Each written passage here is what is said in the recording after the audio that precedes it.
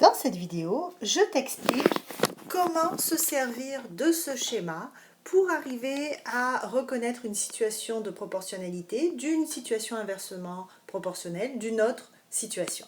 Ce schéma peut paraître impressionnant et peut-être incompréhensible, mais en fait en le décortiquant, ça va devenir un vrai GPS pour trouver ton chemin dans toutes tes connaissances sur les situations proportionnelles et inversement proportionnelles. Alors, pour commencer, il faut remarquer où commence le schéma.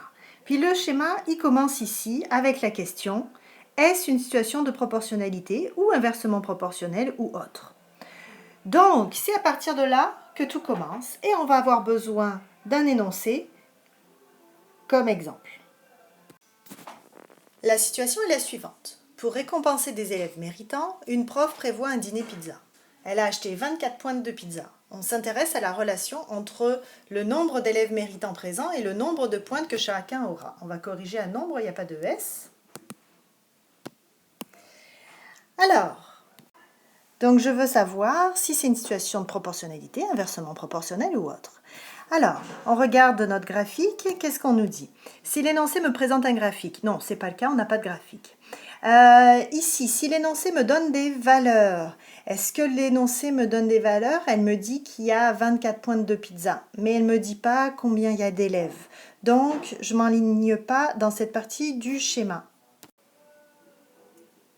Alors, je me demande, est-ce que si je double une quantité, l'autre quantité qui lui est liée est doublée aussi? Ici, c'est qui nos quantités qui sont liées ensemble? Eh bien, ce sont le nombre d'élèves méritants présents et le nombre de pointes que chacun aura. Quand je parle de quantités qui sont liées, il faut avoir en tête que ce sont des variables, des quantités qui varient. D'accord? Par exemple, le 24 pointes, ce n'est pas une variable.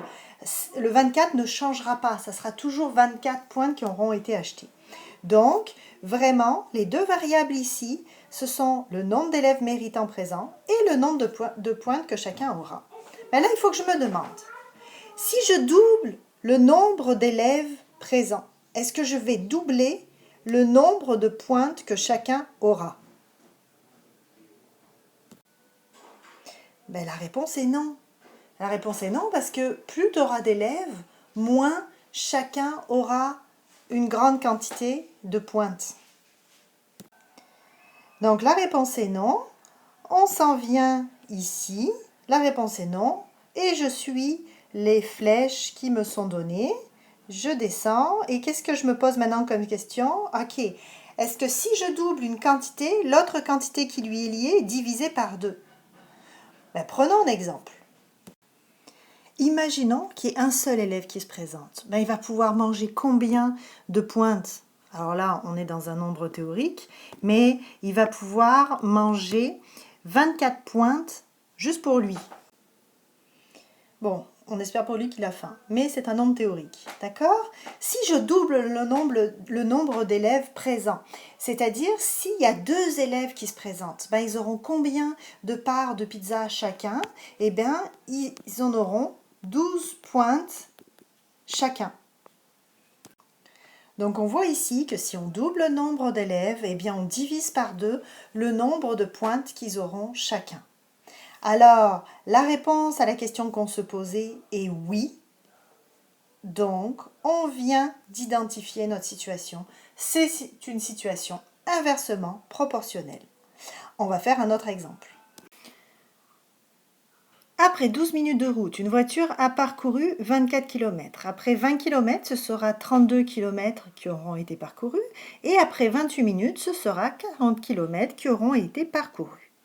Bon, mais là, pareil, comme tantôt, on se demande, est-ce que c'est une situation de proportionnalité ou inversement proportionnelle ou autre? L'énoncé nous donne des valeurs. Donc, on vient ici et on suit la flèche et on nous dit, eh bien, ta stratégie efficace, c'est de placer tes données dans une table des valeurs. Eh bien, c'est ce qu'on va faire. Et vous choisissez l'orientation que vous voulez, soit celle-là, soit celle-là. À vrai dire, ça ne change pas grand-chose. Ici, pour l'instant, comme vous êtes en secondaire 2, peu importe que vous décidiez que X, ça soit les kilomètres ou les minutes. D'accord? En secondaire 3, on vous précisera tout ceci. Donc, on va décider que X, ça va être les minutes et Y, les kilomètres. Et puis, là, je fais juste mettre mes valeurs dans ma table des valeurs. Donc, je m'écris 12 minutes, c'est 24 kilomètres. Oups, dans mon énoncé, j'ai écrit 20 km. Oups, c'était une petite erreur. Ici, c'est des minutes. Corrigez si vous avez recopié kilomètres, d'accord? Donc, après 20 minutes, ça sera 32 km parcourus. Et après 28 minutes, ce sera 40 km parcourus. On a placé nos données dans notre table des valeurs. Qu'est-ce qu'on fait ensuite? Eh bien, on suit la flèche qui nous amène à une nouvelle question à se poser. Est-ce que X fois Y donne toujours le même résultat? Ben, je ne sais pas, on va le faire. Alors, j'ai fait mes multiplications et je vois que la réponse est non, j'ai jamais le même nombre. Je porte à votre attention que si ici, les deux premiers, j'avais eu le même nombre, mais que le troisième, j'avais pas le même nombre, la réponse serait non quand même. Donc, la réponse est non. Alors, je continue à descendre dans mon graphique. Et je suis maintenant ici. D'accord? J'essaye la technique que je préfère. Alors, j'ai le choix. Produit des extrêmes et des moyens, facteur de changement, taux unitaire, coefficient de proportionnalité, produit croisé. Je ne vais pas toutes vous les montrer. Je vais vous montrer le produit des extrêmes et des moyens parce que je ne l'avais pas montré dans une autre vidéo. Alors, on essaie.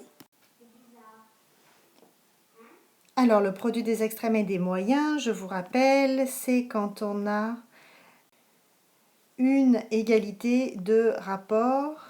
Comme ici, on peut se demander si 12 sur 20, c'est la même chose que 24 sur 32. Qu'est-ce que nous dit le produit des extrêmes et des moyens? Il y a une égalité à la condition que A fois D, ça donne le même résultat que C fois B. Donc, eh bien, je vais multiplier 12 par 32, ce qui me donne 384. Je fais 24 fois 20, et ça me donne 480. Les deux produits ne sont pas égaux, donc le produit des extrêmes et des moyens ne fonctionne pas. Et quand il ne fonctionne pas, ça veut dire que ce n'est pas une situation de proportionnalité.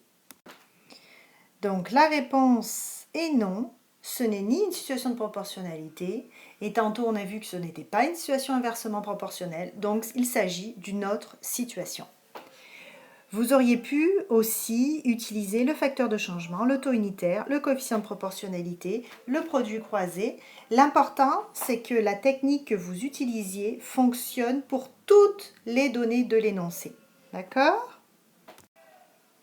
On va regarder maintenant tout simplement les autres parties du graphique rapidement ensemble. Au fond, le plus simple, c'est si l'énoncé me présente un graphique. En fait, la question que j'ai à me poser, c'est est-ce que le graphique est une droite qui passe par 0, 0? Si c'est oui, eh bien, j'ai ma réponse, c'est une situation de proportionnalité. Si, au contraire, la réponse est non, eh bien, il va falloir que je me pose une autre question. Si la réponse est non, je me demande, ok, est-ce que le graphique est une courbe décroissante qui s'approche des axes X et Y sans y toucher?